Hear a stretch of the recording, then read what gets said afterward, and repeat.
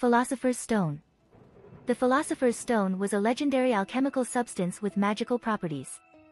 This ruby-red stone could be used to create the Elixir of Life, which made the drinker immortal, as well as transform any metal into pure gold. The only known stone to have ever existed was created by the famed alchemist Nicolas Flamel.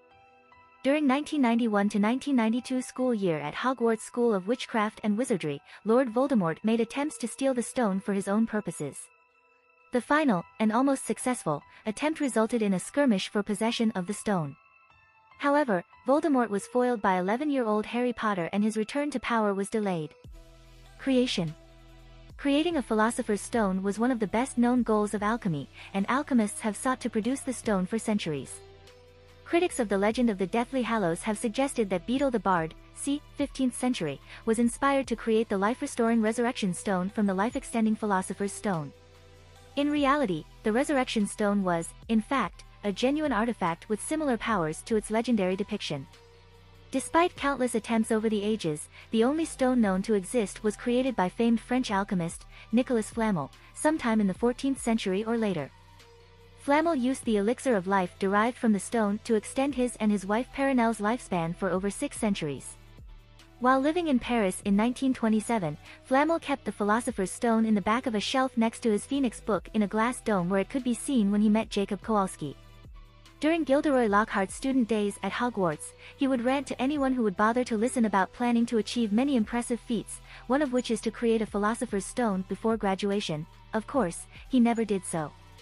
At some time before August 1, 1991, the stone was stored in Vault 713, a high-security vault at Gringotts Wizarding Bank. Protecting the stone. In 1991, the Philosopher's Stone became the target of the Dark Wizard Lord Voldemort, who intended to use the Elixir of Life to create a new body for his mangled soul after being disembodied during his failed attack on Godric's Hollow in 1981. It is unknown how Voldemort learned of the stone. Voldemort used a human host, Quirinus Quirrell, to attempt to steal the stone from Gringotts. However, possibly suspecting a threat, Albus Dumbledore had Rubeus Hagrid retrieve the stone the very morning of the attempted robbery. After that, the stone was placed in a special chamber and guarded by 7 enchantments and creatures, provided by the professors at Hogwarts: Professor Sprout's Web of Devil's Snare, Winged Keys, charmed by Filius Flitwick, a life-size board of wizard's chess, transfigured and animated by Professor McGonagall, Professor Quirrell's Mountain Troll, Professor Snape's Potion Riddle, and the Mirror of Erist, enchanted to hold the stone by Albus Dumbledore. Rubeus Hagrid's massive 3-headed dog, Fluffy, guarded the trap door through which the chamber was accessed.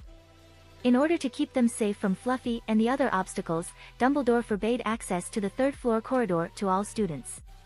Harry Potter and his best friends Ron Weasley and Hermione Granger suspected that the stone would be stolen. They mistakenly believed the thief was Hogwarts Potions Master Severus Snape, due to out-of-context conversations that they had overheard and Snape's general nature. Harry felt compelled to protect the stone, and he and his friends, displaying intellectual power and heroism far exceeding their years, fought past the obstacles, until finally Harry was forced to face Quirinus Quirrell and Lord Voldemort himself. In the final showdown, Quirrell lost his life, and Lord Voldemort lost his meager hold on the physical world once again. After securing the stone, Albus Dumbledore and Flamel discussed its future and agreed that it was best to destroy it. Flamel ensured he and his wife had enough remaining elixir to set their affairs in order before they would ultimately die, a fate with which they were quite content. Upon learning this, Harry believed that this was a terrible price to pay, but Dumbledore assured the young wizard that their deaths would be like going to bed after a very, very long day, after living for over 600 years. Aftermath. After his failure, Voldemort correctly deduced that Dumbledore would destroy the stone to prevent it from falling into the wrong hands again. Voldemort had then given up on the stone and waited for another method to regenerate his body. He only wanted the stone to create a body for himself, and nothing more, as being dependent on the elixir and stone for his immortality was unacceptable to him. When Dumbledore's army met for the first time in the Hog's Head Inn in 1995, Neville Longbottom incorrectly referred to it as the Philological Stone when discussing Harry's past achievements. The Calamity. During the calamity which affected the wizarding world, starting in the late 2010s, the Philosopher's Stone manifested as a foundable, guarded by a wizard's chess piece confoundable. Members of the Statute of Secrecy Task Force had to destroy the chess piece with the exploding charm, which released the stone and allowed it to return to its original time. Nature. The stone could turn any metal into pure gold, and produced the elixir of life, which granted immortality. The stone was variously described as red and white in the many old texts in which it appeared. These colors were important in most accounts of alchemy, and were often interpreted as having symbolic meaning. According to a page in Advanced Potion Making, the Philosopher's Stone was believed to mystically amplify the user's knowledge of alchemy so much that anything was attainable.